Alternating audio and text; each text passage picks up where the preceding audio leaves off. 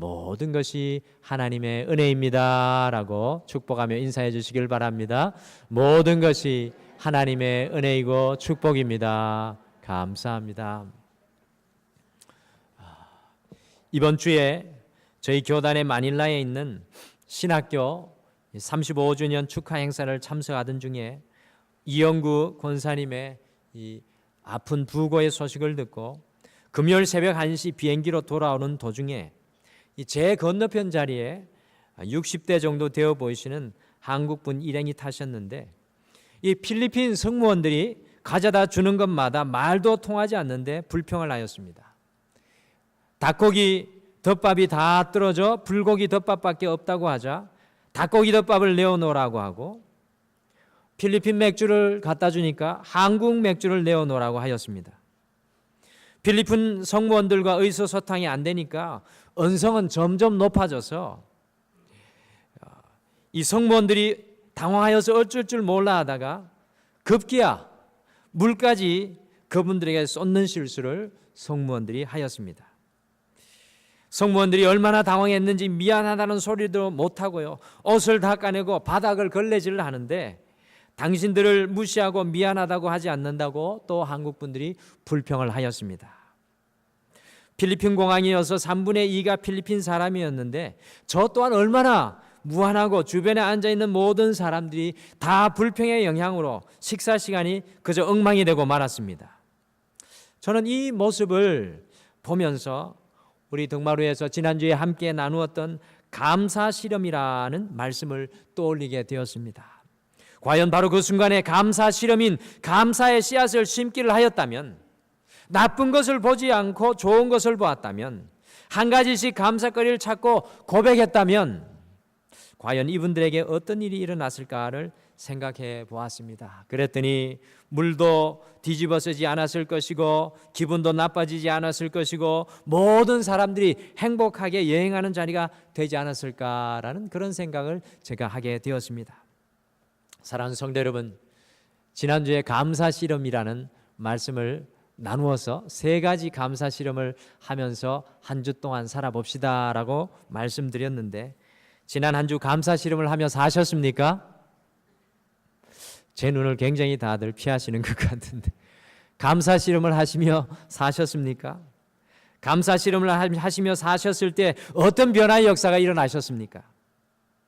저희 집에서는 이지연 사모와 저희 딸 희진이가 하루에 한 가지씩 감사 찾기와 고백하기를 실험하였는데 지금 저희 딸이 중3입니다. 중3은 곁에 가기만 해도 뜨거워요.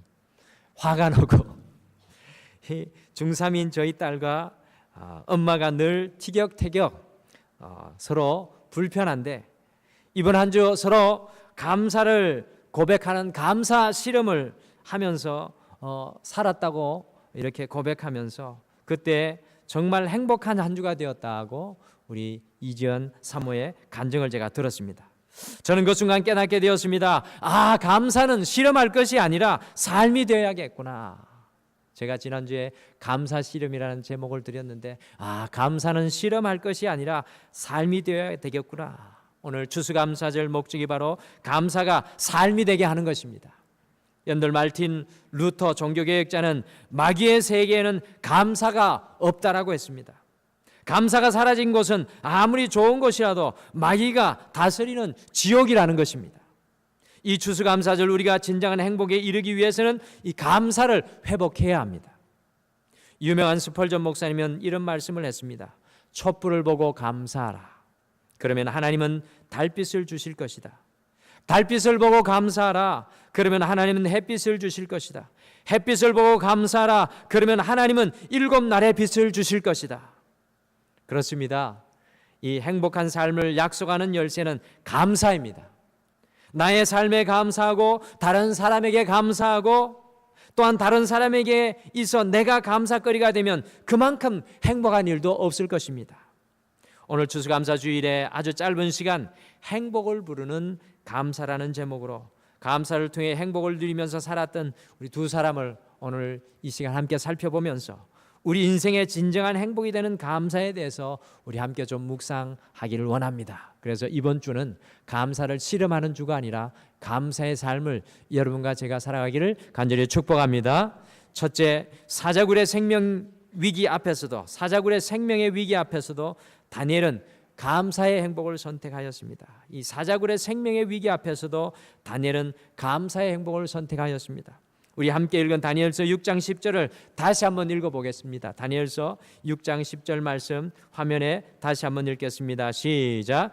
다니엘이 이 조서에 왕의 도장이 찍힌 것을 알고도 자기 집에 돌아가서는 윗방에 올라가 예루살렘으로 향한 창문을 열고 전에 하던 대로 하루 3번씩 무릎을 꿇고 기도하며 그의 하나님께 감사하였더라. 아멘.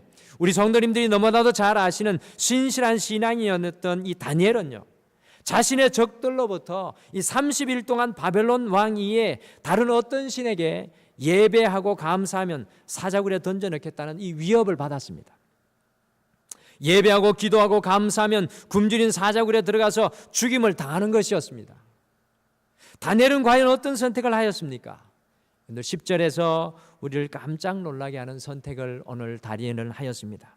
그것은 무엇입니까? 비록 사자굴에 던져질지라도 하나님께 기도하고 감사하는 그 삶을 오늘 다니엘은 선택하였습니다. 저에게 오늘 이 말씀을 보면서 질문이 하나 생겼습니다. 도대체 왜 다니엘은 죽을 줄 알면서도 하루에 3번 예배하고 감사하는 삶을 포기하지 않았을까요? 그것은 바로 다니엘은 일평생 그 감사의 능력으로 살았기 때문이었습니다. 다니엘은 진정한 행복으로 이끌었던 것이 바로 감사였기 때문에 이 감사를 포기할 수가 없었습니다. 기독교인이었던 이무라 가주오 씨는 일본 대학 의학부를 졸업하고 오사카의 한 병원 내과 의사로 근무했습니다. 그런데 어느 날 섬유 육종암으로 오른편 다리를 절단하게 되었습니다. 한 다리를 잘라낸 이후에 초인적인 인내로 의사의 사명을 다하다가 암이 그만 폐로 전이하여서 31살의 나이로 이 세상을 떠났습니다. 그가 자신의 죽음을 바라보면서 기록한 편지와 글이 종이학이라는 책으로 출판되어 베스트셀러가 되었습니다. 그는 이 책에서 소중한 것은 눈에 보이지 않는가 보다라는 제목의 글을 남겼습니다. 그가 남긴 글은 다음과 같습니다. 이렇게 아름답고 귀한 것에 사람들은 왜 감사할 줄 모를까? 아버지가 계시고 어머니가 계시다는 것이, 형제가 있고 친구들이 있다는 것이, 손이 둘이고 다리가 둘이고 손을 뻗어 무엇을 잡을 수 있고 가고 싶은 곳을 마음대로 갈 수 있다는 것, 이것보다 더 멋지고 감사한 일이 있을까? 그런데 이 아름답고 귀한 것에 아무도 감사할 줄 모르고 그거야 당연한 것이라고 말한다. 하루 세끼 밥 먹고 밤이 오면 잠자고 다음날 아침을 맞는다는 것, 웃고 울고 노래하고 소리치고 뛰어다닌다는 것, 산을 오르고 바닷가를 거닌다는 것, 온갖 자연의 멋지고 아름다운 것에 아무도 감사할 줄 모르고 산다는 것은 너무나 희한한 일이 아닌가? 그 모든 것이 얼마나 눈물나게 소중한 것인지, 그 모든 것이 얼마나 아름답고 신나는 것인지, 그 모든 것이 얼마나 감사한 것인지 아무도 모른다. 그걸 아는 사람은 마침내 그 모든 것을 잃어버려 본 사람만 알 수 있다. 우리가 우리 자신과 주위를 곰곰이 살펴보면요, 감사해야 할 일이 너무나 많은데 우리는 이 많은 것들을 당연한 것이라고 생각하며 살아가고 있습니다. 여러분 그러나 이 모든 것은 당연하지가 않습니다. 부모가 있는 것이 당연하지는 않습니다. 남편과 아내가 있는 것이 어떻게 당연합니까? 자식이 있는 것이 기적이고 여러분들 특별하지 않습니까? 사랑하는 사람과 함께 있다는 것은 참으로 놀라운 일 아닙니까? 우리가 당연한 것이라고 생각하기 때문에 우리의 삶의 기쁨과 행복을 느끼지 못하는 것입니다. 그러므로 내 마음에 없는 것, 내 가정에 없는 것, 내 환경에 없는 것, 그리고 내가 갖지 않는 것과 나에게 없는 것만을 생각하고 이 불편한 것이 아니라 우리가 지금 누리고 가지고 있는 모든 것에 감사하기를 결단하고 선택해야 될 줄 믿습니다. 여러분들 다니엘이 왜 사자굴 앞에서도 하루에 3번 감사하기를 선택하였습니까? 성경은 왜 우리에게 이것을 분명하게 기록하여 보여주기를 원하시는 것입니까? 그것은 감사하는 곳에 진정한 행복이 있기 때문이었습니다.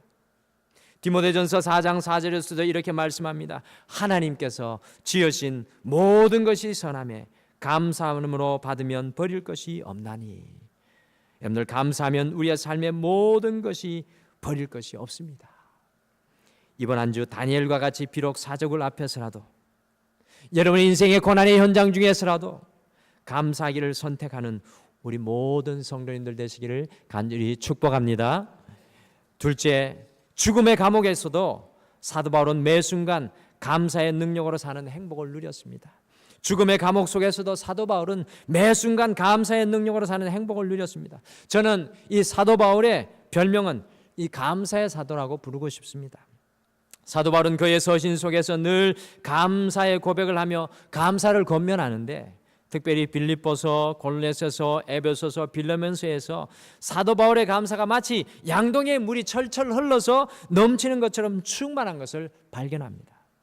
그런데 우리를 더욱 놀라게 하는 것은 이 서신들이 모두 바울이 로마의 그 혹독한 지하 감옥에 갇혀 있었던 때에 기록된 말씀이라는 것입니다. 사도 바울은 감사의 고백으로 죽음의 냄새가 진동하는 이 로마의 감옥 속에서도 하늘의 능력으로 충전된 삶을 살았습니다. 감옥 속에 갇혀 있으면서도 빌립보 교회 성도들에게 감사의 능력을 고백하는 사도 바울의 고백인 빌립보서 4장 11절과 13절을 같이 읽겠습니다. 오늘 본문 말씀이죠. 같이 한번 다시 빌립보서 4장 11절과 13절 읽어도 또 읽어도 귀한 말씀입니다. 같이 한 목소리로 다 같이 읽겠습니다. 시작. 내가 궁핍함으로 말하는 것이 아니라 어떠한 형편에든지 나는 자족하기를 배웠노니 나는 비천에 처할 줄도 알고 풍부에 처할 줄도 알아. 모든 일 곧 배부름과 배고픔과 풍부와 궁핍에도 처할 줄 아는 일체의 비결을 배웠노라. 내게 능력 주시는 자 안에서 내가 모든 것을 할 수 있느니라. 아멘. 사도 바울은 어떠한 형편에서든지 만족하는 것을 배워서 하나님 앞에 감사하는 인생을 살았습니다. 심지어 감옥 속에서도 감사하며 살아가니까요, 감사의 능력으로 행복을 누렸습니다.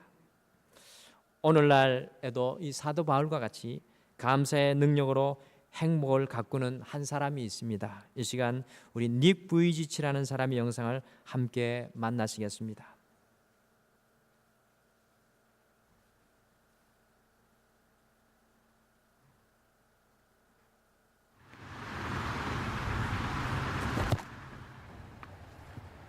I wasn't ready.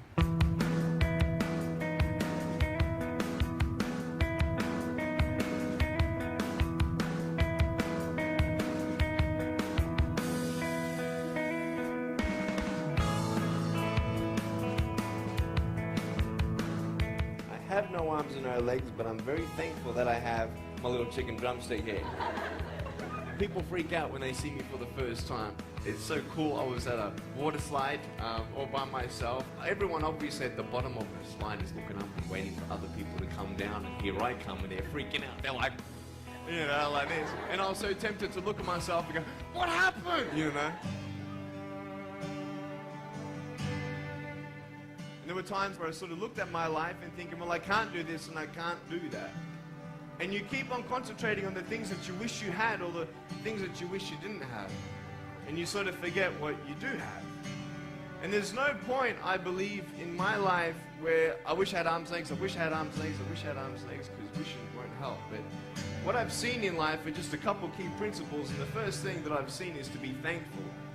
It's hard to be thankful, man. I tell you, when I was 8 years old, I sort of summed up my life and thought, I'm never going to get married. I'm not going to have a job. I'm not going to have a life of purpose. What kind of a husband am I going to be if I can't even hold my wife's hand? It's a lie to think that you're not good enough. It's a lie to think that you're not worth anything.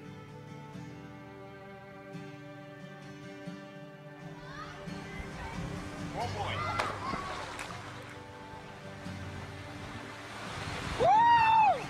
It's freezing, I can't feel my hands. I love life. You know, so many people come and say, how come you smile so much?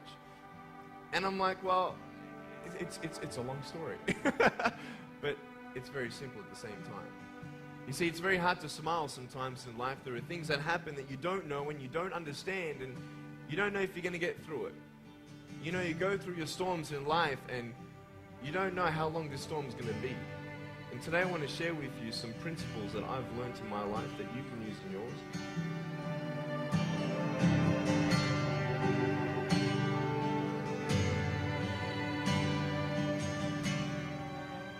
Being patient is beautiful. I tell you, it's the hardest thing. But I realize I may not have hands to hold my wife's hand, but when the time comes, I'll be able to hold her heart. I don't need hands to hold her heart. You know, it is scary to know how many girls have eating disorders.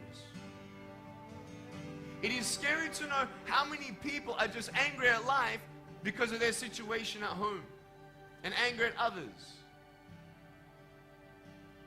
It's scary to know how many people actually feel like they're worth nothing. Every single girl right here, right now, I want you to know that you are beautiful. You are gorgeous just the way you are. And you boys, you're the man. God is love. I love you. I love you. I love you. And in knowing that God, the God of the universe, loves you so much and has a plan for you is the beginning of our hope. That God wants to live with us eternally is the hope that we have. And that's the beautiful thing. In my life, I just see the love of God, you know, in and out of my life. And no matter what I'm going through, I can always go back to scriptures and thinking, you know, Psalm 139, He has more precious thoughts of me than all the grains of sand in the world. And just knowing that He formed me in my mother's womb, you know, God never makes a mistake even with people with disabilities and all that. And I just want you to know that, you know, God loves everybody. He never makes a mistake. Happiness does not come from the outside, but it comes from the inside in your faith in God. And I just hope that many people maybe who are thinking of committing suicide or have even tried to do that before, that you just know that God does love you. He's there with you. He's not going to leave you. He's not going to forget you. So keep on trusting in God. Call upon the name of the Lord and you're going to be saved. Ask God to heal your heart, and one day at a time He can. He can heal your heart. He can redeem you. Give God your heart to just say, God, here I am. I don't know what you want me to do. And I'm all alone and I can't help myself. I can't go on anymore.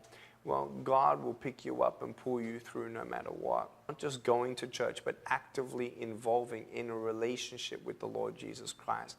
That takes asking God to say, God, you know, teach me to pray, teach me to thank you, teach me to trust you. That is a relationship with the Lord, and that's the only thing that's going to save you and bring you forward and upward and onward in your relationship with the Lord. So I just hope that many people around the world would get to know the message and hope of my story. And it's not about me, but it's just an example of if God can use a man without arms and legs to be His hands and feet, and I can live a life without limbs and turn it into a life without limits by the power of God, then you also can trust in God that He can bring even the worst part of your life together for good, and know that He'll never leave you or forsake you. So keep on trusting in Him one day at a time, and know that He loves you very much.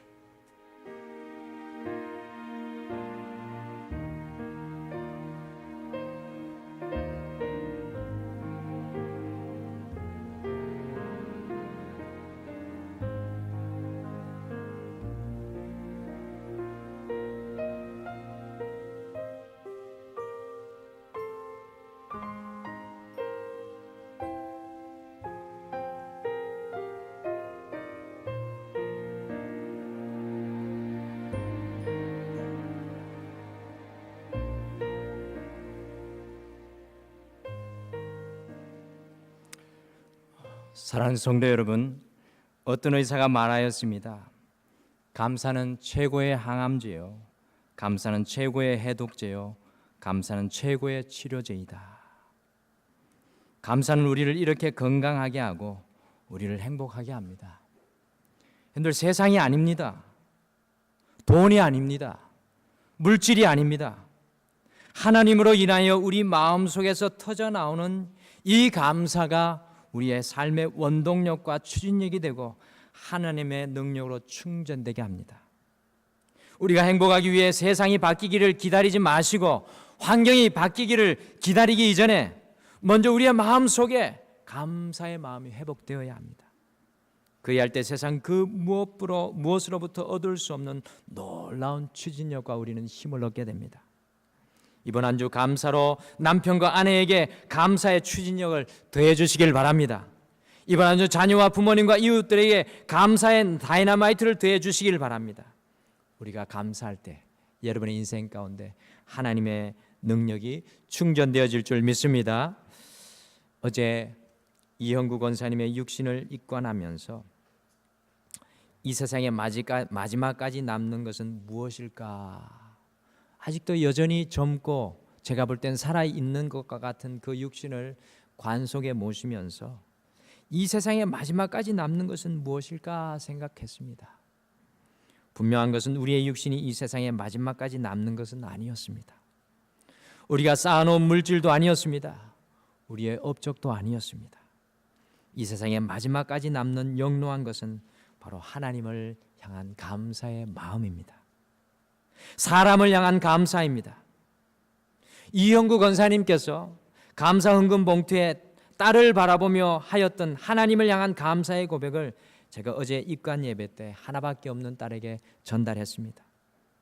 저는 딸을 바라보며 하나님께 하였던 그 감사의 고백이 하나님 앞에서 그 딸의 마음속에 영원히 남게 될 것이라고 믿습니다. 이 추수감사절 행복을 부르는 감사를 선택하기를 결단하십시오. 감사는 사자굴 앞에서도 선택되어야 되는 귀한 선택입니다. 이 추수감사절 행복을 부르는 감사의 능력으로 살아가시기를 소원하는 우리 사랑하는 모든 등마루교회 성도님 되시기를, 또한 오늘 이곳에 함께하신 모든 성도님들 되시기를 축복합니다. 다 같이 기도하겠습니다. 하나님 아버지, 2018년 우리와 함께하셔서 지금까지 걸어올고 살아올 수 있도록 우리를 축복해 주심을 감사합니다. 환경을 바라보아서 많은 것을 가져서 감사하는 것이 아니라 다니엘과 같이 우리 안에 있는 주님을 향한 믿음과 소망으로 감사를 선택하며 살아갈 수 있도록 우리를 붙잡아 주시옵소서. 세상에 주는 행복이 아니라 인생을 감사하며 나아갈 때 주어지는 하늘의 행복을 오늘 이 자리에 함께 예배드리는 모든 성도님들이 누리게 하여 주시옵소서. 감사드리며 예수님의 이름으로 기도드리옵나이다. 아멘.